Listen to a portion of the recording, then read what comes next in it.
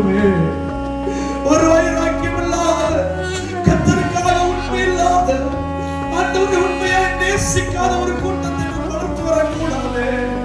ஆண்டவரை உண்மையா நேசிக்காத ஒரு வாலிபர்களை, வாலிப பிள்ளைகளை வளர்த்து வரக்கூடாது. என்னதான் வசதிகள் வாய்ப்புகள் வந்தாலும், என்னதான் ஆலயத்திலே கதிரைகள் போடப்பட்டிருந்தாலும், என்னதான் ஆலயத்திலே சொகுசான ஆசனங்கள் வைக்கப்பட்டிருந்தாலும், எவ்வளவுதான் வசதிகள் வாய்ப்புகள் வந்தாலும், தேவனுக்கு முன்பதாக முழங்கால் படியிடுவோம். முழங்காலின் முயற்சி என்கிறதான ஒரு தலைப்புல கர்த்தருடைய வார்த்தையை உங்களோடு பகிர்ந்து கொள்ள விரும்புகிறேன். இன்றைக்கு கர்த்தருடைய பிள்ளைகள் முழங்காலில் இருப்பது எவ்வளவு அவசியமானது, எவ்வளவு தேவையானது என்பதை புரிந்து கொள்ள வேண்டும். முழங்காலில் இருக்கிறதான பழக்கத்தை நாம் வளர்த்துக் கொள்ள வேண்டும். என்னதான் வசதிகள் வாய்ப்புகள் வந்தாலும், என்னதான் ஆலயத்திலே கதிரைகள் போடப்பட்டிருந்தாலும், என்னதான் ஆலயத்திலே சொகுசான ஆசனங்கள் வைக்கப்பட்டிருந்தாலும், எவ்வளவுதான் வசதிகள் வாய்ப்புகள் வந்தாலும், தேவனுக்கு முன்பதாக முழங்கால் படியிடுவோம் என்று சொல்லி சங்கீத புஸ்தகத்தில் எழுதப்பட்டிருக்கிறது. வாசிக்கலாம். சங்கீதம் 95வது அதிகாரம் 6ஆம் வசனத்துக்கு நேராக நீங்கள் திருப்பிக் கொள்வீர்களாக இருந்தால், சங்கீதம் 95வது அதிகாரத்தினுடைய 6ஆம் வசனம் இப்படி சொல்கிறது. வாசிக்கலாம். சங்கீதக்காரன் சொல்லுகிறார், நம்மை உண்டாக்கின கர்த்தர், நம்மை உண்டாக்கின கர்த்தருக்கு முன்பதாக நாம் பணிந்து குனிந்து முழங்கால் படியிட கடவோம் வாருங்கள். முழங்கால் படியிட கடவோம் வாருங்கள் என்று சங்கீதக்காரன் ஒரு அழைப்பு கொடுக்கிறான். நம்மை உண்டாக்கின கர்த்தருக்கு முன்பதாக, நம்மை உருவாக்கின தெய்வத்துக்கு முன்பதாக முழங்கால் படியிடுவோம் வாருங்கள். முழங்கால் படியிடுவோம் வாருங்கள். முழங்கால் படியிடுவதற்கு ஒரு அழைப்பு கொடுக்கப்படுகிறது. சங்கீதக்காரன் ஒரு அழைப்பு கொடுக்கிறான், வாருங்கள் முழங்கால் படியிடுவோம். அது மாத்திரமல்ல, ஏசாயாவின் புஸ்தகம் 45வது அதிகாரம் 23ஆம் வசனத்துக்கு நேராக நீங்கள் வேதாகமத்தை திருப்பிக் கொள்வதாக இருந்தால், ஏசாயாவின் புஸ்தகம் 45:23 வாசிக்கலாம். முழங்கால் யாவும் எனக்கு முன்பாக முடங்கும், முழங்கால் யாவும் எனக்கு முன்பதாக முடங்கும், நாவு யாவும் என்னை முன்னிட்டு ஆணையிடும், நாவு யாவும் என்னை முன்னிட்டு ஆணையிடும் என்று நான் என்னை கொண்டே ஆணையிட்டிருக்கிறேன், என்னை கொண்டே ஆணையிட்டிருக்கிறேன் என்று ஆண்டவருடைய வசனம் சொல்கிறது. ஆண்டவருடைய விருப்பமும் அதான். சகல முழங்கால்களும் முடங்க வேண்டும். ஆண்டவர் விரும்புகிற காரியமும் அதுதான். முழங்கால்கள் முடங்க வேண்டும். முழங்கால்கள் முடங்க வேண்டும். முழங்கால்களை முடக்குவதனுடைய நோக்கம் என்ன? ஏன் நாம் முழங்கால்களை முடக்க வேண்டும்? இந்த முழங்கால் முடக்குவதனால என்ன ஆகிவிட போகிறது? முழங்கால் முடக்குகிற பொழுது நன்றாய் கவனியுங்கள். ஒரு 4 காரியங்களை நான் உங்களுக்கு சொல்லுகிறேன். முழங்காலை முடக்குவதனுடைய நோக்கம் என்ன? அழகாக இந்த கிளிநொச்சி மாவட்டத்தில் இருக்கிறதான தேவ பிள்ளைகளுக்கு தெரியும். அதே போல இந்த வடக்கில் வாழ்கின்றதான தேவ பிள்ளைகளுக்கு முழங்கால் முடக்குவதனுடைய நோக்கம் அல்லது முழங்கால் முடக்கினால் அதனுடைய அர்த்தத்தை அவருடைய வாழ்வில் அனுபவித்திருக்கிறார்கள். அங்கே ராணுவத்துக்கு முன்பதாக நடந்து வருகிற பொழுது முள்ளிவாய்க்காலை கடந்து அல்லது முள்ளிவாய்க்காலுக்கு முன்பதாகவோ முள்ளிவாய்க்காலுக்கு பின்பதாகவோ கடந்து வருகிற பொழுது ஒருவேளை ராணுவம் வந்துவிட்டால் உடனே முழங்கால் படிட்டு கைகளை உயர்த்தி விடுவோம். உடனே முழங்காலில் நின்று கைகளை உயர்த்தி விட வேண்டும். ஒருவேளை நின்று கொண்டு நீங்கள் கைகளை உயர்த்தினால் அவன் முழங்காலில் இருக்க சொல்லுவான், முழங்காலில் இருக்க சொல்லுவான். ஆம் அருமையானவர்களே, யுத்தத்துக்கு முன்பதான காலங்களிலே அங்கே வவுனியா மாவட்டத்தில் திடீர் என்று ராணுவ சுற்றி வளைப்புகள் நடக்கும். ராணுவ சுற்றி வளைப்புகள் நடக்கின்ற பொழுது அந்த ராணுவமானது காலையிலே தான் அந்த காரியத்தை செய்வார்கள். சுற்றி வளைத்து விடுவார்கள். ஒரு 6 மணி 5 மணிக்கு முன்பதாகவே இந்த வேலைகளை ஆரம்பித்து விடுவார்கள். உதாரணத்துக்கு ஒரு கிராமத்தை சுற்றி வளைத்து விடுவார்கள். அந்த கிராமத்திலிருந்து ஒருவரும் வெளியே போகக்கூடாது. ராணுவம் சுற்றி வளைத்து விடும். அங்க இருக்கிறதான ஒரு பொதுவான ஒரு இடத்துக்கு அந்த கிராமத்தில் இருக்கிற சகலரையும் வர சொல்லுவார்கள். ஆண்கள் பெண்கள் உட்பட கை குழந்தைகளாக இருந்தால் கூட சகலரும் அந்த மைதானத்துக்கு போக வேண்டும். அப்படி அந்த மைதானத்துக்கு போகிற பொழுது சில வயது முதிர்ந்தவர்களை அங்கே ஓரமாக இருத்திவிட்டு அப்படியே மக்களை முழங்காலிலே இருக்க வைத்து விடுவார்கள். முழங்காலிலே மக்களை இருக்க வைத்து விடுவார்கள். அதிலே விசேஷமாக இளைஞர்கள், வாலிப பிள்ளைகள், யுவதிகள், கொஞ்சம் திடகாத்திரமான சகோதரிகள், ஆண்கள், பெண்கள் என்று எல்லாரும் கை தடி ஊண்டுகிற தாத்தாவை, தடி ஊண்டுகிற வயது முதிர்ந்தவரை தவிர, சிறு பிள்ளைகள், 6 குழந்தைகளை தவிர 10-12 வயது முதல் கொண்டு முழங்காலில் இருக்க பண்ணிவிடுவார்கள். அங்கே ராணுவத்தில மூடி கட்டப்பட்டிருக்கிறதான பஃபல் என்று சொல்லப்படுகிறதான அந்த ஒரு பெரிய வாகனம் அந்த மைதானத்துக்கு நடுவாக வரும். அதிலிருந்து முகத்தை மூடி கட்டப்பட்டதான ஒரு சில நபர்களை இறக்குவார்கள். அவர்களுக்கு நாங்கள் சொல்லுவோம் முகமூடிகள் என்று அல்லது தலையாட்டிகள் என்று சொல்லுவோம். அவர்களை இறக்கி கொண்டு வந்து இந்த ராணுவத்தினர் முழங்கால் படிட்டு இருக்கிற எல்லாருக்கும் முன்பதாகவும் அப்படியே மெதுவாக அந்த முகமூடி அணிந்த நபர் நடந்து போய்கொண்டே இருப்பான். நடந்து போய்கொண்டே இருப்பான். சில இடங்களில் சில நபர்களுக்கு முன்பதாக அந்த மனிதன் போகிற பொழுது கொஞ்சம் மெதுவாக அந்த மனிதனுடைய நகர்வுகள் இருக்குமாக இருந்தால் உடனே ராணுவம் என்ன செய்துவிடும், அங்கு இருக்கிற இளைஞர்கள் எல்லாம் கைகளை தூக்குங்கள் என்று சொல்லிவிடுவான். அவன் எப்பொழுதுமே தன்னுடைய ஆயுதத்தை ஆயத்தமாய் வைத்திருப்பான். ஒரு நொடியில் அந்த ஆயுதத்தில் இருக்கிறதான அந்த தோட்டாக்கள் அவருடைய தலைகளை பித்துக் கொண்டு போய்விடும். கொஞ்சம் அசந்தால் கூட மரணப்பிடியில சில நபர்களுக்கு முன்பதாக அந்த முகமூடி அணிந்திருக்கிற மனிதன் தலையை லேசா அசைத்து விட்டால் போதும், அவ்வளவுதான். ஒருவேளை அந்த முகமூடி அணிந்திருக்கிற மனிதனுக்கு கழுத்தில் ஏதாவது ஒரு எறும்பு கடித்தாலோ அல்லது ஏதாவது கொஞ்சம் கழுத்து நோவு ஏற்பட்டால் கூட கொஞ்சம் அவன் இப்படி தலையை அசைத்தால் அல்லது இப்படி தலையை அசைத்தால் உடனே அவனுக்கு முன்பதாக இருக்கிற நபரை பிடித்துக் கொண்டு போய்விடுவார்கள். அது உண்மையாக அசைத்தாலும் சரி அல்லது போலியாக அசைத்தாலும் சரி, ஒருவேளை எறும்பு கடித்தது நிமித்தம் அசைத்தாலும் சரி அல்லது ஏதோ ஒரு காரணத்தினாலே அசைத்தாலும் சரி, அவனை முன்பதாக இருக்கிறவனை பிடித்துக் கொண்டு போய் விடுவார்கள். அதற்கு பின்பதாக காணாமல் போனோர் பட்டியலிலோ அல்லது எங்காவது ஒரு இடத்துல ஒரு சடலமாக சுட்டு கொல்லப்பட்டோ அல்லது 4ஆம் மாடியில விசாரணைக்காகவோ ஏதோ ஒரு காரியத்துக்காக நடந்து முடிந்துவிடும். அது அதற்கு பின்பதான செய்திகள். ஆனால் நான் உங்களோடு பகிர்ந்து கொள்ளுகிற காரியம் என்ன? முழங்கால் படிட்டு இருக்கிறவனுடைய மனநிலை என்ன என்பதை யோசித்து பாருங்கள். முழங்கால் படிட்டு இருக்கிறவன் சொல்லுவான், ஐயோ இவன் தலையை அசைத்து விடக்கூடாது, ஐயோ இவன் தலையை அசைத்து விடக்கூடாது. முழங்கால் படியிட்டவனுடைய கண்கள் முதல் கொண்டு, காதுகள் முதல் கொண்டு, இருதயம் முதல் கொண்டு, சிந்தனை முதல் கொண்டு, குடல்கள் முதல் கொண்டு அவனுடைய உள்ளுறுப்புகள் சகலமும் வேண்டுதல் செய்து கொண்டிருக்கும் இறைவனை.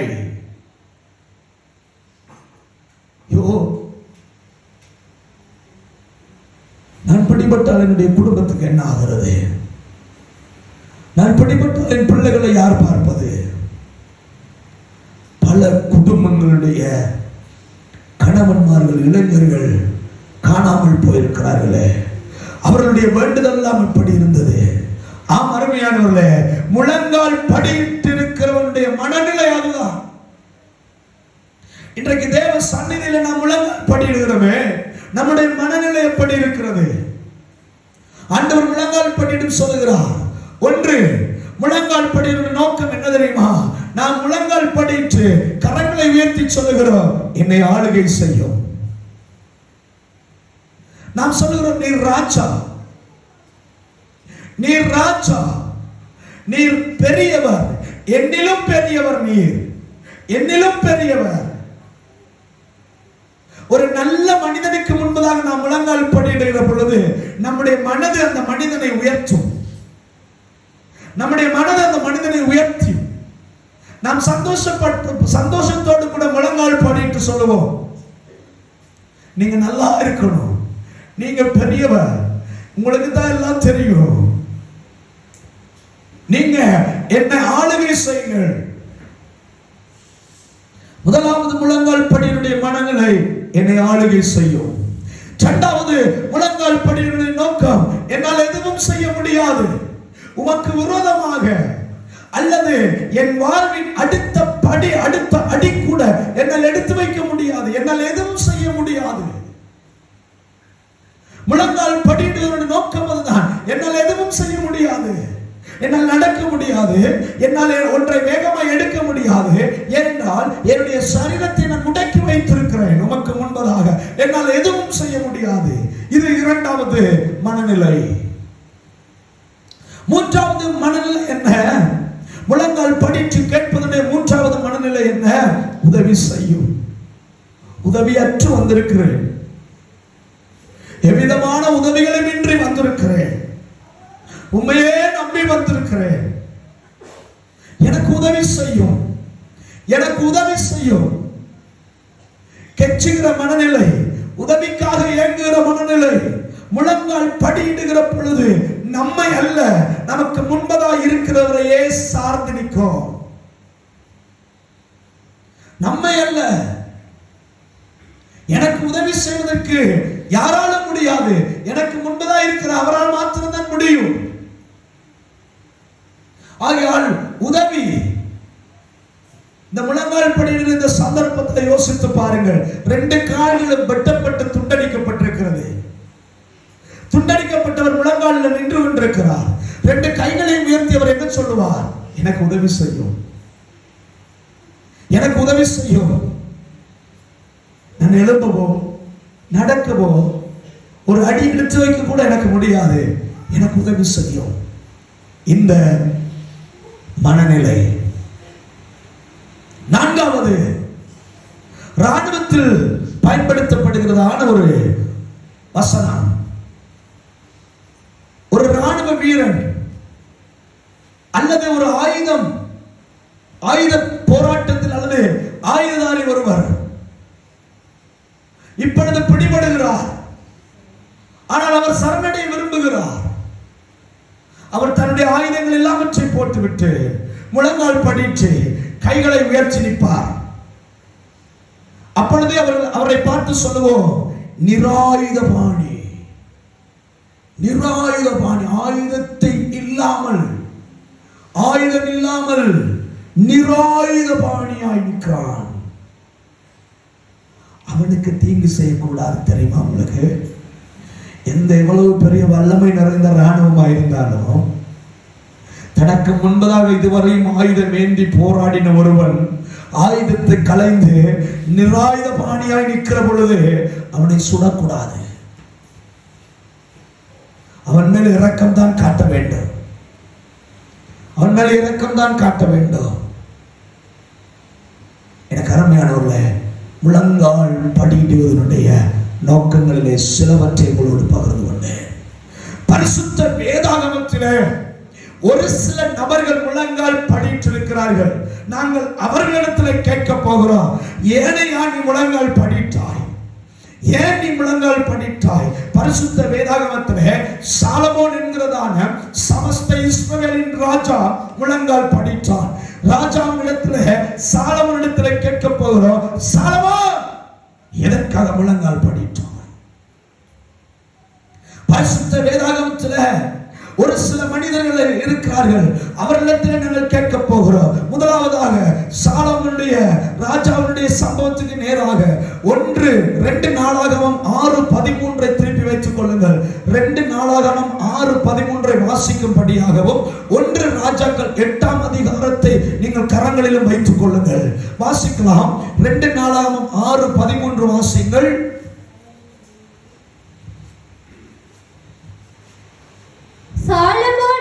முழ நீளமும் சாலமோன் 5 முழ நீளமும் 5 முழ அகலமும் 5 முழ அகலமும் 3 முழ உயரமும் 3 முழ உயரமுமான ஒரு வெண்கல பிரசங்க பீடத்தை உண்டு பண்ணி அதை நடுப்பிரகாரத்திலே வைத்திருந்தான். அதன் மேல் அவன் நின்று இஸ்ரவேலின் சபையார் எல்லாருக்கும் எதிராக முழங்கால் படியிட்டு தன் கைகளை வானத்திற்கு நேராக உயர்த்தினான். இதை இப்பொழுதே 1 ராஜாக்களின் புஸ்தகம் 8வது அதிகாரம் 22ஆம் வசனத்திலே இருந்து 54ஆம் வசனம் வரைக்கும் நீங்கள் வாசித்து பார்ப்பீர்களாக இருந்தால் அங்கே ஒரு அருமையான சாலமோனுடைய ஜெபம் சொல்லப்படுகிறது. சாலமோனிடத்திலே கேட்போம், சாலமோன், நீ ஒரு பெரிய சமஸ்த இஸ்ரவேலுடைய ராஜா தானே, எல்லா ஜனங்களுக்கு முன்பதாகவோ சகல ஜனங்களுக்கு முன்பதாகவோ ஏன் நீ கொஞ்சம் கூட வெட்கம் இல்லாமல் சரணடைந்தாய்? ஏன் நீ ஒரு நிராயுத பாணியை போல செயல்பட்டாய்? ஏன் உதவி செய்ய வேண்டிய உதவி தேவையுள்ள ஒரு மனிதனை போல ஒரு முழங்கால் படித்தாய்? ஏனையா நீ முழங்கால் படித்தாய் என்று கேட்டால் அவன் இப்படியாக ஒரு வசனத்தை நமக்கு காண்பிப்பான். 1 ராஜாக்களின் புஸ்தகம் 8வது அதிகாரம் 10வது வசனத்தை வாசிங்க. 10வது வசனம், ரேமா ஷக்கராமா. அப்பொழுது ஆசாரியர்கள் பரிசுத்த ஸ்தலத்தில் இருந்து புறப்படுகையில் கர்த்தருடைய ஆலயத்தை நிரப்பிற்று. ஹalleluya. மேகமானது கர்த்தருடைய ஆலயத்தை நிரப்பிற்று. ஒரு மேகம் வந்து இறங்கினது பாஸ்டர். பரிசுத்த ஆவியானவருடைய மேகம் சபையை மூடினது. பரிசுத்த ஆவியானவருடைய பிரசன்னம் சபையை மூடினது. ஆலயம் பிரதிஷ்டை பண்ணுகிற நாளிலே ஆசாரியர்கள் ஊழியம் செய்ய முடியாதபடி மேகம் திருச்சபையை மூடினது. தேவனுடைய மகிமை அங்கே இறங்கி வந்தது. நான் மாத்திரம் பிரசங்கப்படுத்த நிற்க வேண்டியவனா? பிரசங்க பீடத்தை கட்டினான், ஆனால் பிரசங்க பீடத்தில் நிற்கவில்லை. முழங்காலில் இருந்தான். 22வது வசனம் முதல் 54வது வசனம் வரைக்கும் ஒரு நீண்ட ஜெபம், ஒரு பெரிய ஜெபம். தேவரீர் நடத்தி வந்த எல்லா பாதைகளையும் நினைவூட்டி நம்முடைய ஜனங்கள் என்ன செய்ய வேண்டும் என்பதை சொல்லி சொல்லி சொல்லி ஆண்டவரிடத்தில் ஜெபித்துக் கொண்டிருக்கிறான். முழங்கால் படியிட்டு ஜெபம் பண்ணுகிறானே. சாலமோன், நீ எதற்காக முழங்கால் படியிட்டாய் என்று நாம் கேட்போமா இருந்தால் சாலமோன் சொல்லுவான், தேவ பிரசன்னத்துக்கு முன்னால நான் ஒரு ராஜாவாக நிற்க கூட முடியவில்லை. தேவ பிரசன்னத்துக்கு முன்பதாக எந்த மனிதனாலும் நிற்க முடியாது.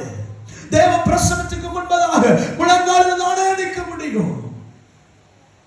அந்த தேவ பிரசன்னம் என் மேலே வரணும். அந்த தேவ பிரசன்னம் எங்கள் மேலே வரணும். அந்த தேவ பிரசன்னம் எங்கள் குடும்பத்தை நிரப்பணும். அந்த தேவ பிரசன்னம் எங்கள் சபையை நிரப்பணும் என்று முழங்கால்கள் முடங்கி நின்றது. அவன் தான் பேச வேண்டியவன். ஜனங்கள் எல்லாம் காத்திருக்கிறார்கள். அவன் தான் முக்கியமான விடயங்களை ஜனங்களுக்கு சொல்ல வேண்டியவன்.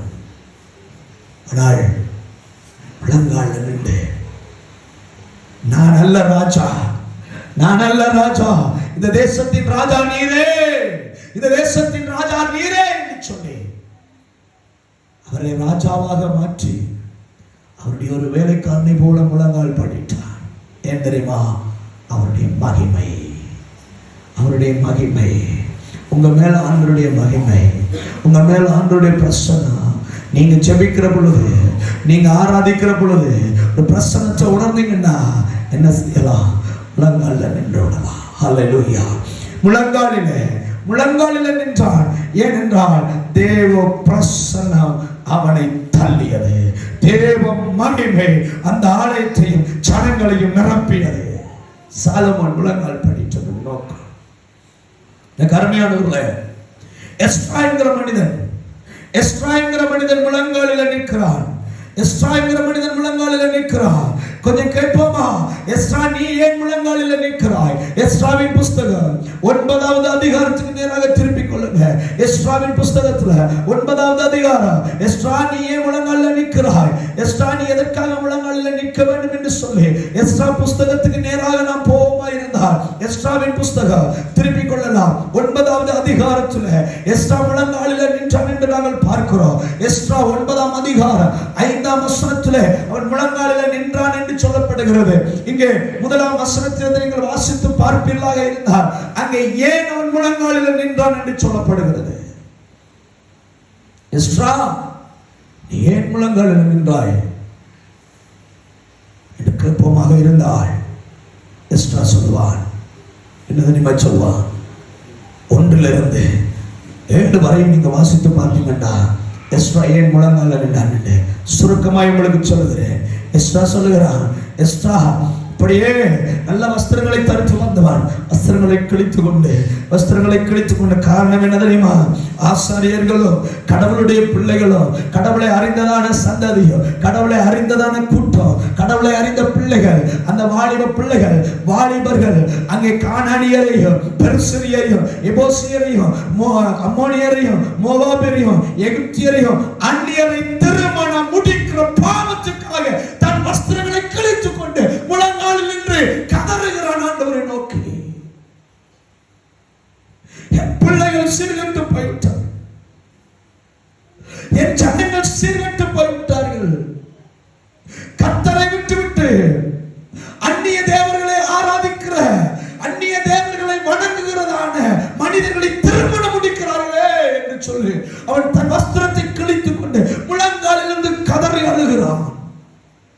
வேதம் சொல்லுகிறது 5ஆம் வசனம், அந்திப்படி நேரத்திலே நான் துக்கத்தோடு எழுந்திருந்து என் வஸ்திரங்களை கிழித்த வஸ்திரங்களோடு சால்வையோடு முழங்கால் படித்து என் கைகளை என் தேவனாகிய கர்த்தருக்கு நேராக விரித்து, என் தேவனே,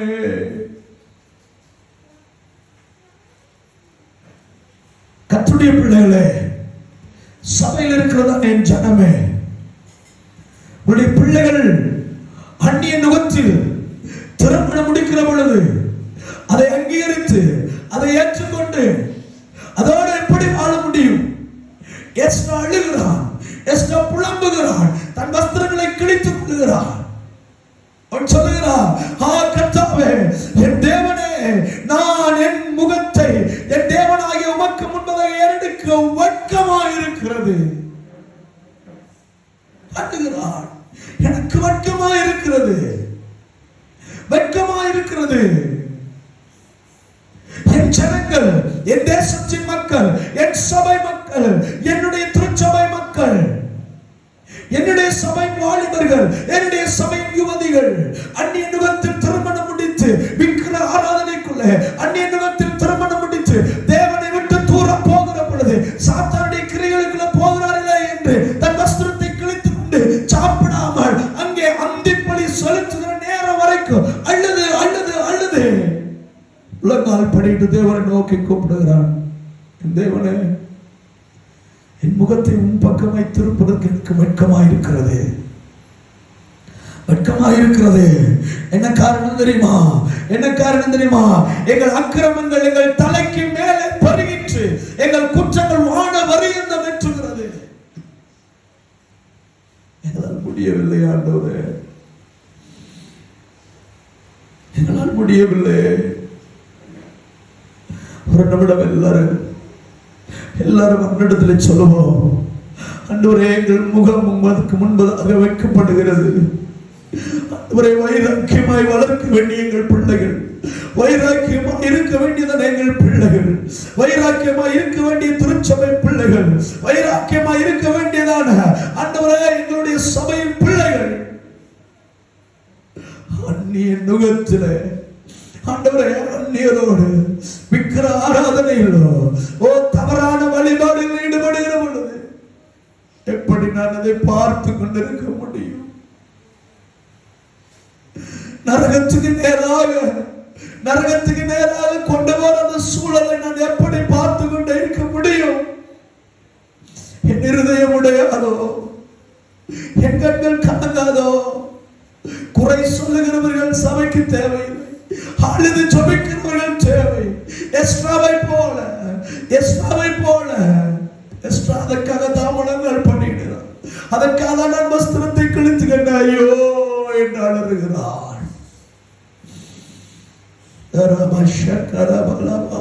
வைராக்கியமாய் வாழ வேண்டிய இளைஞர்கள், கர்த்தருக்காக வைராக்கியமாய் எழும்ப வேண்டியதான வாலிப யுவதிகள், அந்நிய நுகத்திலே காதல்,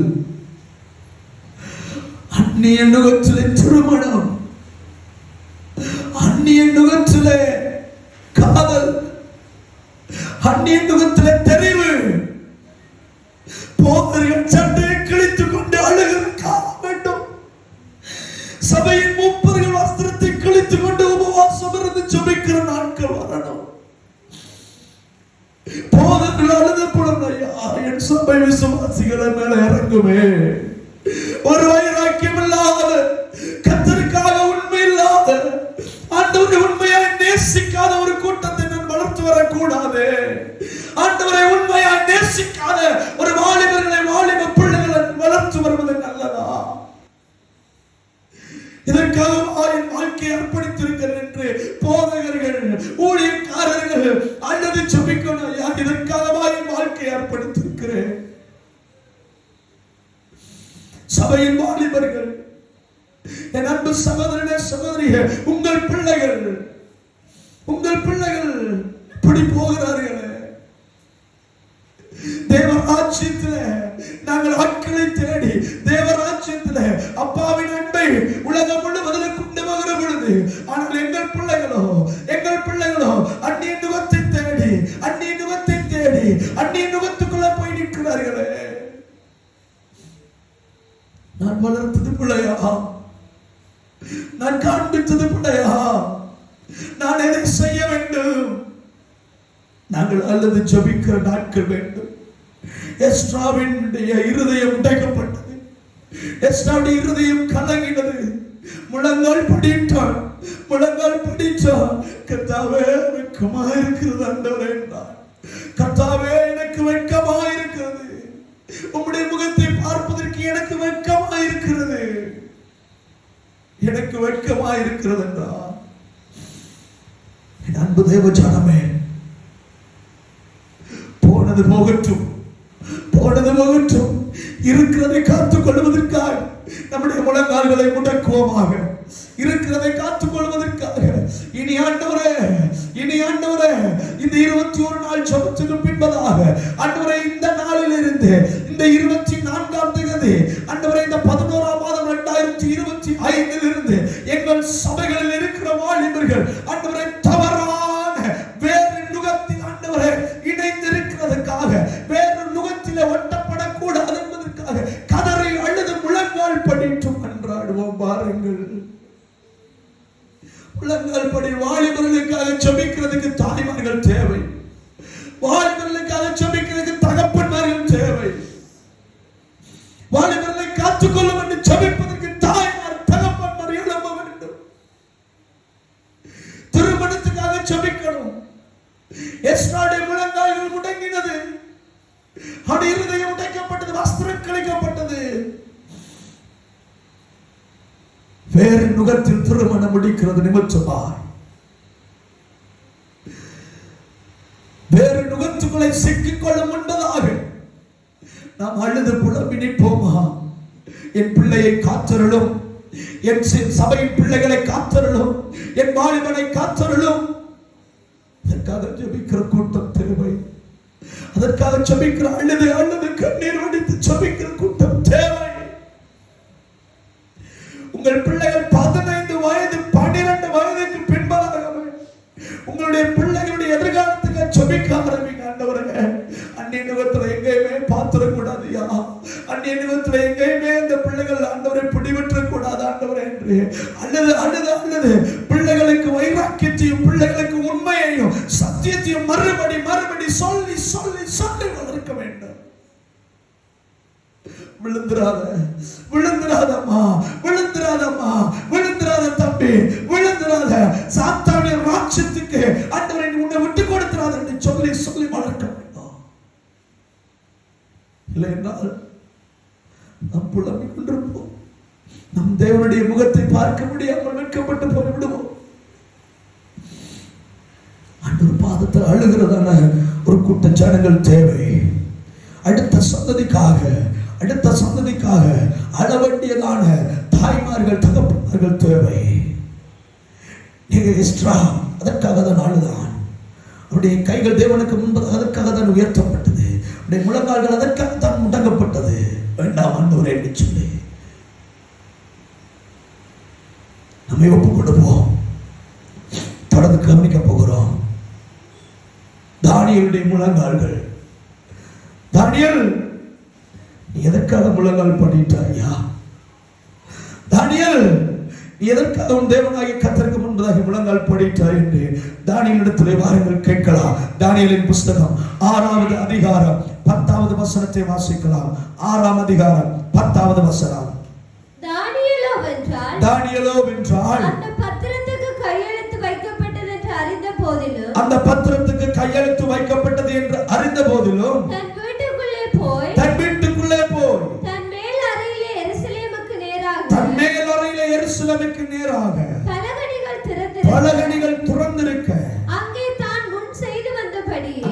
தான் முன் செய்து வந்தபடியே தினம் 3 வேளையும் தன் தேவனுக்கு முழங்கால் படியிட்டு ஜெபம் பண்ணி ஸ்தோத்திரம் செலுத்தினான். தானியேல், எதற்காக 3 வேளையும், எதற்காக நீ முழங்கால் படித்தாய் என்று கேட்டால் தானியேல் சொல்வார், அது என்னுடைய பழக்கம். அது என்னுடைய பழக்கம் அல்லவா? முழங்கால் படியிடுவது என்னுடைய பழக்கம். 3 வேளையும் கையெழுத்து வைத்தாலும் வைக்காவிட்டாலும் 3 வேளையும் முழங்கால் படியிடுவது என்னுடைய பழக்கம். என் அன்பு தேவ ஜனமே, கர்த்தருடைய பிள்ளைகளுக்கு முழங்கால் படியிடுகிற பழக்கம் உண்டா? கர்த்தருடைய பிள்ளைகள் முழங்கால் படியிடுகிற பழக்கத்தை வளர்த்துக் கொள்ள வேண்டாம். திருவிருந்து நேரத்தில் மாத்திரமல்ல, ஜெப நேரங்களில் எல்லாம் நீங்கள் முழங்கால் படிடுவதற்கு, ராஜாமங்களிலே முழங்கால் படிடுவதற்கு, அதிகாலையிலே முழங்கால் படிடுவதற்கு, காலை வேளையிலே முழங்கால் படிடுவதற்கு, அங்கே மத்தியான வேளையில, இரவு நேரங்களிலே முழங்கால் படியிடுகிற பழக்கத்தை வளர்த்துக் கொள்ள வேண்டும். முழங்கால் படியிடுகிற பழக்கம், முழங்காலின் ஜெபம். தானியேலோ வென்றால் முழங்கால் படியிடுகிறவனாய் காணப்பட்டான். முழங்கால் படியிடுகிறவன் அவனுடைய பழக்கமாய் இருந்தது. ஜெபிக்கிற முழங்கால்கள் ஒருபோதும் தோற்று போவதில்லை. கர்த்தருக்கு முன்பதாக முழங்கால் படியிடுகிற மனிதன் எந்த மனுஷனுக்கு முன்பதாக வெட்கப்படுகிறதில்லை. தானியேலை தூக்கி சிங்கக்கவியிலே போட்டார்கள். அங்கும் முழங்காலில் தான் நின்று, அங்கும் முழங்காலில் தான் நிற்கிறார். இதுவரையிலும் ராஜாவுடைய அரண்மனையில இருந்தவன் வேலை செய்து கொண்டு 3 வேளையும் முழங்கால் படித்தானே, இப்பொழுது சிங்கக்கவியிலே போடப்பட்டிருக்கிறான். போடப்பட்டவனை சிங்கங்கள் பார்க்கிறது. ஒரு நல்ல உணவு எனக்கு வருகிறது, நல்ல ஒரு ஆகாரம் எனக்கு வருகிறது, ஒரு மனிதனை அல்லவாய் போடுகிறார்கள், அது நல்ல ஒரு புஷ்டியான மனிதனை போடுகிறார்கள் என்று சொல்லி அந்த சிங்கம் சந்தோஷப்பட்டிருக்கிறான். ஆனால் அந்த மனிதன் விடுகிற பொழுது அவனுடைய முகத்தை பார்க்கிற பொழுது, ஓ இவனா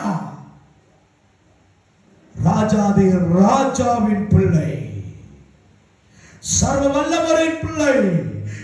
சிங்கம் நினைத்திருக்கும், என் சிருஷ்டிகரின் மகன் விழுந்திருக்கிறான்.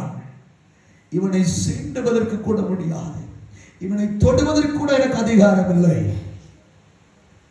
சிங்கங்கள் அப்படியே அமைதியா அவன் முழங்கால்களின் கீழே நின்றிருக்கும். ஆமென். சிங்கங்கள் அவனுடைய முழங்கால் காரணம், இந்த முழங்கால் சாதாரண முழங்கால் அல்ல. இந்த முழங்கால் சாதாரணமான முழங்கால் அல்ல. இந்த முழங்கால் வானத்தை பூமியை படைத்த சர்வ வல்லமையுள்ள தேவனுக்கு முன்பதாக தினமும் முடக்கப்படுகிற முழங்கால். முழங்கால் சாதாரணமான முழங்கால் அல்ல. தினமும் தேவனுக்கு முன்பதாக முடக்கப்படுகிற முழங்கால் என்று சொல்லி அந்த முழங்காலுக்கு முன்பதாக அந்த சிங்கம் நின்று இருக்கும். அந்த சிங்கம் கூட நான் யோசிக்கிறேன், தானியேலுக்கு முன்பதாக முழங்கால் படிச்சு, நீ எவ்வளவு பெரிய ஆள், நீ எவ்வளவு பெரிய ஆள், உன்னை தொடர்ந்து சாப்பிடுறது உன்கிட்ட எல்லாம் வர முடியாது, வரவும் கூடாது. அல்லேலூயா. என் அன்பு தேவ ஜனமே, சிங்கங்களுக்கு முன்பதாக தானியேலை போட்ட பொழுது சிங்கங்களுடைய வாய்கள் கட்டப்பட்டிருந்தது. ஏனென்றால் அவருடைய முழங்கால் உங்கள் ஜபங்களை எவ்வாறு கண்டுபிடிக்க முடியும்? உங்கள் முழங்கால்களை பார்த்தால் கண்டுபிடிக்க முடியும். உடைய ஜபங்களை ஒரு மனிதன் தேவ மனிதன் என்று எப்படி கண்டுபிடிப்பது? அவருடைய முழங்காலிலே தெரியும். அல்லேலூயா. வேகமாய் போகலாம். நான்காவதாக இன்னும் ஒரு மனிதனை நான் உங்களுக்கு காண்பித்துக் கொடுக்கிறேன். அவனுடைய பெயர் நமக்கு எழுதப்படவில்லை. மாற்குவின் புஸ்தகம் 1ஆம் அதிகாரம் 40வது வசனத்திலே பார்ப்பீர்களாக இருந்தால் அவனுடைய பெயர் நமக்கு தெரியாது. அவனுடைய வியாதியை, அவனுடைய நோயை கொண்டே அவனை கூப்பிடுகிறார்கள். இதோ அவனுடைய நோய் குஷ்டரோகி. அவன் ஒரு குஷ்டரோகத்தினாலே பிடிக்கப்பட்டவனாக இருந்தான். வேதத்திலே சொல்லப்பட்டிருக்கிறது 40வது வசனம். அப்பொழுது குஷ்டரோகி ஒருவன் அவரிடத்தில் வந்து அவர் முன்பாக முழங்கால் படியிட்டு உமக்கு சித்தமானால் என்னை சுத்தமாக்க உம்மால் ஆகும் என்று வேண்டிக் கொண்டார். இந்த குஷ்டரோகி இடத்துல நாங்க கேட்போம், ஏன் நீ முழங்கால் படிச்சா என்று கேட்பார். அவனுடைய ஜெபமே சொல்லுகிறது, ஆண்டவரே உமக்கு சித்தமானால் என்னை சுத்தமாக்கோ. அப்படி என்றால் இவனுடைய வேண்டுதல், இவன் முழங்கால் படிட்டு இருக்கிறான், முழங்கால் படியிட்டும் சொல்லுகிறான், நீர் விரும்பினால் என்னை சுகமாக்கும். உம் சித்தம், உம் விருப்பம், அது உம்முடைய விருப்பம். நீர் விரும்பினால்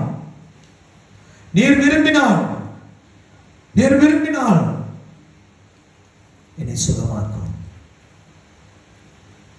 நம்முடைய தேவைகளை நாம் ஆண்டவருக்கு முன்பதாக கொண்டு வருகிற பொழுது நம் முழங்கால் படிட்டு நம்முடைய விண்ணப்பங்களை சொல்லும் முன்பதாக நமக்கு சித்தமானால் என்கிற வசனத்தை பாவித்தால் மிகவும் நல்லது, மிகவும் நல்லது.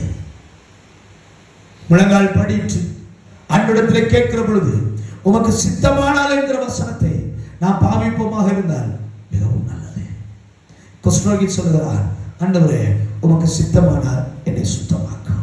அருமையானவர்களே, இன்னும் ஒருவனை குறித்து நாங்கள் பார்க்க போகிறோம். வாசிக்கலாம். மத்தேயு புஸ்தகம் 17வது அதிகாரத்துடைய 17-14 நாங்கள் பார்க்க போகிறோம். 17வது அதிகாரம் 14வது வசனம். அவர்கள் ஜனங்களிடத்தில் வந்தபோது ஒரு மனுஷன் அவரிடத்தில் வந்து அவர் முன்பாக முழங்கால் படியிட்டு. ஒரு மனுஷன் அவரிடத்தில் வந்தான். ஒரு மனிதன் என்று சொல்லப்படுகிறது. ஒரு மனிதன் அவரிடத்தில் வந்து முழங்கால் படியிட்டு, வாசிங்க. ஆண்டவரே என் மகனுக்கு இரங்கும், என் மகனுக்கு இரங்கும். அவன் சந்திரரோகியாய் கொடிய வேதனைப்படுகிறான். அடிக்கடி தீயிலும் அடிக்கடி தண்ணீரிலும் விழுந்து விடுகிறான். சந்திரரோகி நோயினாலே பாதிக்கப்பட்டிருக்கிறான். என் மகனை சுகமாக்கும். மகனுக்காக ஒரு தகப்பன் வந்து முழங்கால் படியிடுகிறான். மகனுக்காக தகப்பன். என் அருமையான தேவனுடைய பிள்ளைகளே, உங்கள் பிள்ளைகளுக்காக நீங்கள் முழங்கால் படியிட முடியும்.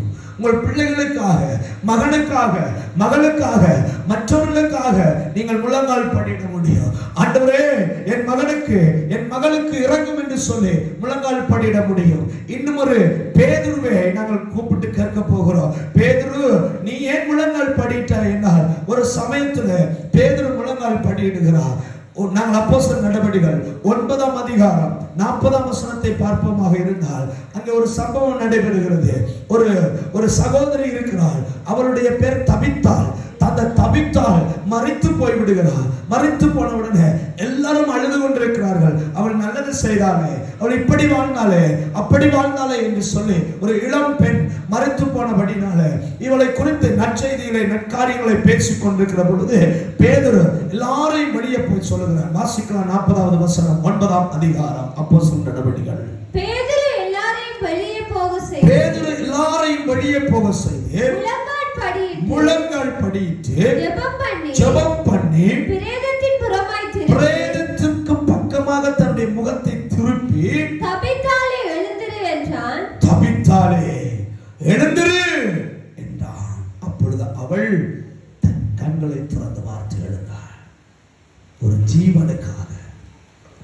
ஒரு உயிர் உண்டாக வேண்டும் என்பதற்காக ஆண்டவரே மறுபடியும் உங்களுக்குள்ளே உயிரை தாரும், மறுபடியும் உங்களுக்குள்ளே ஜீவனை தாரும் என்று ஆண்டவரிடத்திலே கெஞ்சும்படியாக முழங்கால் படிட்டு ஜெபம் பண்ணினார். பேதுரு முழங்கால் படிட்டு ஜெபம் பண்ணினார். ஜீவனை தாரும், ஜீவனை தாரும். அநேக சகோதரிகளுடைய ஜெபமானது அவர்களுடைய பிள்ளைகளுடைய ஜீவனை காப்பாற்றுகிறது. அநேக சகோதரிகளுடைய ஜெபமானது கணவனுடைய ஜீவனை காப்பாற்றுகிறது. அநேக சகோதரிகளின் ஜெபமானது சபையில் இருக்கிற பலருடைய ஜீவனை காப்பாற்றுகிறது. அநேகருடைய ஜெபமானது தேசத்தில் இருக்கிற ஜனங்களுடைய ஜீவனை காப்பாற்றுகிறது. மரணத்துக்கு நியமிக்கப்பட்டவனை தப்புவிக்க கூடுமானால் தப்புவி. முழங்கால் படிட்டு இன்றைக்கு சத்துரு எத்தனை நபர்களை அழிக்க திட்டமிட்டிருக்கிறான். இன்றைக்கு அசுத்த ஆவி எத்தனை நபர்களை அழிப்பதற்கு திட்டமிட்டிருக்கிறது. இன்றைக்கு அசுத்த ஆவி எத்தனை மனிதர்களை சீரழித்து மரணத்தை கொண்டு வருவதற்கு, தற்கொலையை கொண்டு வருவதற்கு, விபத்தை கொண்டு வருவதற்கு திட்டமிட்டிருக்கிறது.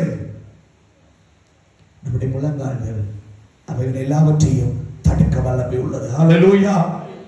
உங்களுடைய முழங்கால்கள் அவைகள் எல்லாவற்றையும் தடுக்க வல்லமை உள்ளது. அப்போஸ்தலனாகிய பவுல் முழங்கால் படித்தார். எருசலேமுக்கு போக வேண்டாம் என்று சொல்லுகிற பொழுது மறுபடியும் எருசலேமை குறித்து அவருக்கு பாரம் உண்டாகி அவர் முழங்கால் படித்தார். சீப்புரு தீவார் அவரோடு கூட முழங்கால் படித்து கடற்கரையில ஜெபம் பண்ணினார்கள். தேவ பிள்ளைகள் முழங்கால் படி கட்டி அணைத்து அழுதார்கள், அழுது ஜெபம் பண்ணினார்கள். எபேசு பட்டணத்திலிருந்து அந்த மூப்பர்கள் வந்து பவுலை கட்டி அணைத்து முழங்கால் படித்து ஜெபம் பண்ணினார்கள். பல சந்தர்ப்பங்களிலே பவுல் ஜெபம் பண்ணியிருக்கிறார். பரிசுத்த வேதாகமத்தில் இன்னும் பலர் உண்டு. முக்கியமான ஒருவரை நாம் பார்த்து நிறைவு செய்ய போகிறோம். வாசிக்கலாம். லூக்காவின் புஸ்தகம் 22வது அதிகாரம். இயேசு கிறிஸ்துவினுடைய கடைசி நாட்களிலே சிலுவைக்கு போகும் முன்பதாக 22வது அதிகாரத்துடைய 21ஆம் வசனம் வாசிக்கலாம். 22, 21 வாசிக்கலாம்.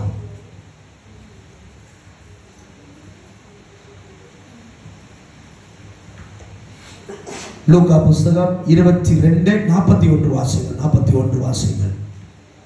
அவர்களை விட்டு கல்லறை தூரம் அப்புறம் அவர்களை விட்டு கல்லறைகிற தூரம் அப்புறமாய் போய் முழங்கால் படிட்டு பிதாவே உமக்கு சித்தமானால் இந்த பாத்திரம் என்னை விட்டு நீங்கும்படி செய்யும். ஆயினும் என்னுடைய சித்தத்தின்படி அல்ல உம்முடைய சித்தத்தின்படி ஆக கடவுது என்று ஜெபம் பண்ணினார். மறுபடியும் போய் முழங்கால் படிட்டு ஜெபம் பண்ணினார். முழங்கால் படிட்டு ஜெபம் பண்ணினார். முழங்கால் படிட்டு. ஏன் நாம் முழங்கால் படிட்டு ஜெபிக்க வேண்டும்? நமக்காக நாம் முழங்கால் படிட்டு ஜெபிக்க முடியும். தேவனுடைய மகிமை இறங்குகிற பொழுது நாம் முழங்கால் படிட்டு ஜெபிக்க முடியும். இயேசு கிறிஸ்து அப்படி என்ன எதற்காக ஜெபம் பண்ணினார்? நாங்கள் சாலமோனிடத்திலே கேட்டோம், சாலமோன் நீ எதற்காக முழங்கால் படிட்டு ஜெபித்தாய்? சாலமோன் பதில் சொன்னான், அவருடைய மகிமை வந்தது. எஸ்ரா நீ எதற்காக முழங்கால் படிட்டு ஜெபம் பண்ணினாய்? என் ஜனங்கள் அந்நியன் வந்து திருமணம் முடிக்கிறார்களே என்று அழுது ஜெபம் பண்ணினான். குஷ்ரோகினை கேட்கிறோம், நீ ஏன் முழங்கால் படினாய்? என் குஷ்ரோகம் நீங்க வேண்டும். பெயர் இல்லாத ஒருவன் வந்து முழங்கால் படித்தானே, அவனிடத்தில் கேட்கிறான், எனப்பா நீ முழங்கால் படித்தார், என் மகன் சுகமாக வேண்டும் என்று முழங்கால் படிக்கிறேன். பேதுருவிடத்தில் கேட்கிறார், பேதுரு நீ ஏன் முழங்கால் படினார்? தபித்தால் உயிரோடு எழும்ப வேண்டும், மரித்த இந்த மனிதர்கள் உயிரோடு எழும்ப வேண்டும் என்று முழங்கால் படித்தானா? இயேசு கிறிஸ்துவிடத்தில் கேட்கிறான், என் ஆண்டவரே நீங்க முழங்கால் படியிடுங்கண்டா. அவர் ஒரே ஒரு காரியத்தை மட்டும் தான் சொல்லுவார், நான் முழங்கால் படிட்டதுக்கு காரணம் நீ வேண்டும், நீ வேண்டும், நீ ரட்சிக்கப்பட வேண்டும், நீ மனமாற்றம் அடைய வேண்டும், நீ என் வழியில் நடக்க வேண்டும், நீ என் பாதையில வர வேண்டும், என் முகத்தை காணும்படி நீ வர வேண்டும், என் சமூகத்துக்கு நீ வர வேண்டும் என்று சொல்லுதான் இயேசு கிறிஸ்து முழங்கால் படிட்டார். சிலுவைக்கு போக முன்பதாய் பல தடவைகள் பிதாவுக்கு முன்பதாய் அவர் முழங்கால் படித்தார். முழங்கால் படிட்டு ஜெபித்திருக்கிறார். எனக்கு அருமையான தேவ பிள்ளைகளே, எபேசியரின் புஸ்தகம் 3வது அதிகாரம் 15வது வசனத்திலே நம்முடைய கர்த்தராயிருக்கிற இயேசு கிறிஸ்துவினுடைய பிதாவை நோக்கி முழங்கால் படியிட கடவோம், முழங்கால் படியிட கடவோம். என் அன்பு தேவ ஜனமே, முழங்கால் படியிடுவது அவசியம். முழங்காலில் நிற்கிற பொழுது ஒரு பெரிய வெற்றியை கண்டடைகிறோம். முழங்காலில் நிற்கிற பொழுது ஒரு பெரிய ஜெயத்தை கண்டடைகிறோம். மோசே முழங்கால் படிட்டான், யுத்தத்தில் ஜெயம் பெற்றார்கள். முழங்கால் படிடுகிறவர்கள் ஜெயத்தை பெறுகிறார்கள். முழங்கால் படித்து நாம் கதறி அழ வேண்டாம். ஆண்டவரே, என் பிள்ளைக்காக நான் முழங்கால் படியிட வேண்டாம். ஆண்டவரே, உங்களுக்காக நீங்க முழங்கால் படியிடுங்க, உங்க பிள்ளைகளுக்காக நீங்க முழங்கால் படியிடுங்க, முழங்கால் படியிடுங்க. மற்றவர்களுக்காக நீங்க முழங்கால் படியிடுங்க. தேவ மகிமைக்காக முழங்கால் படியிடுங்க. தேவ பிரசன்னத்துக்காக நீங்க முழங்கால் படியிடுங்க. முழங்கால் படியிடுகிறது ஒரு பழக்கமாக தானியேலை போல மாற்றிக்கொள்ளுங்கள். அது எங்களுடைய பழக்கமாய் நல்ல கவனிங்க. ஒரு காலத்துல கிறிஸ்தவர்கள் என்றாலே முழங்கால் நின்று கையை உயர்த்துகிறவர்கள் தான். ஆனால் இன்றைக்கு கிறிஸ்தவர்கள் என்றாலே அங்க நல்ல லைட்ஸ் எல்லாம் போட்டு நல்ல அழகான ஆடைகளை உடுத்தி கொண்டு ஸ்டைலாக கைகளை உயர்த்தி அப்படியே அசைகிறது தான் கிறிஸ்தவம் போல காண்பிக்கப்படுகிறது. இல்லை, அழுகிற கண்கள் வேண்டும், உடைகிற இருதயம் வேண்டும், செவி கொடுக்கிற செவிகள் வேண்டும், புரிந்து கொள்கிற இருதயம் வேண்டும். அவருக்கு முன்பதாக தாழ்த்துகிற முழங்கால் படியிடுகிற முழங்கால்கள் எங்களுக்கு வேண்டும். அதை எங்கள் பழக்கமாய் மாற்றிக் கொள்வோம். ஆண்டவரே, நாங்களும் இன்றிலிருந்து ஒரு முழங்கால் ஜெபத்தை செய்ய போகிறோம். ஒரு முழங்காலில் இருந்து பரிந்து மன்றாடி ஜெபிக்க போகிறோம். முழங்கால் படியிடுகிறதுனால எங்களுடைய ஆண்டவரே உணர்வுகளை வெளிப்படுத்துகிறோம். ஒவ்வொரு நாளும் நீங்க காலையில முழங்கால் படியிடுகிறீர்கள் என்று சொன்னால் அதனுடைய அர்த்தம் இன்றைய நாள் முழுவதிலும் நீரே பார்த்துக் கொள்ளும், நீரே நகர்த்தும், நீரே நடத்தும் என்றுதான் நாங்கள் காலையில முழங்கால் படியிடுகிறோம். எல்லாரும் ஒரு விஷயம் முழங்கால் படியிடுவோம்.